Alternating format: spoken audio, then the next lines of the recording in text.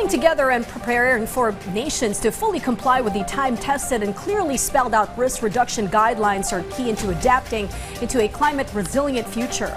A reminder the president laid out along with this urging for countries to increase their share in climate financing to properly address the impacts of extreme climate. Our Kenneth Paciente dwells more on the opening day of the Asia-Pacific Ministerial Conference on Disaster Risk Reduction. Safe, inclusive, and more adaptive response to the impacts of disasters. That was the call of President Ferdinand R. Marcos Jr. during the formal opening of the 2024 Asia-Pacific Ministerial Conference on Disaster Risk Reduction, or APMC-DRR. In his speech, the chief executive emphasized the need for Asia-Pacific countries to be prepared for a climate-resilient future. He also stressed the importance of laying down guidelines to ensure that disaster risks due to climate change will be reduced. As we chart our course to a more inclusive and resilient Asia-Pacific, let us draw inspiration from the stories of resilience that are embedded in our region.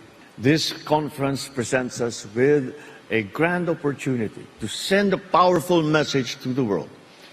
The Asia-Pacific is not only prepared to overcome the trials of tomorrow, we are also ready to lead in disaster risk reduction and climate action. The president also pointed out it is high time for countries to double their efforts in implementing the Sendai Framework, an international document for risk reduction aimed at strengthening the resilience of nations. Alongside, he stressed the importance of unity among countries in the region to address the impacts of climate change. It also remains crucial to align our goals under this framework with the 2030 Sustainable Development Goals, the United Nations Framework Convention on Climate Change, and the Paris Agreement.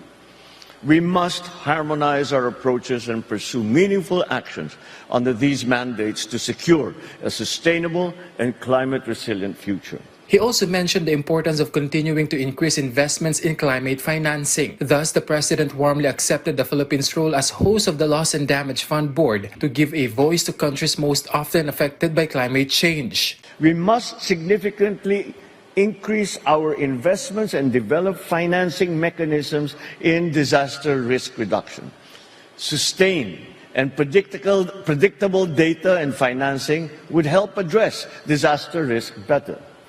This entails ensuring that developing countries, particularly the least developed countries, landlocked countries, and small island developing states are provided greater access to these resources to advance their policies and build disaster resilience. This is the first time the Philippines hosts the APMC-DRR, which will last until Friday, with an estimated 3,000 high-level delegates, including ministers and policymakers, expected to attend.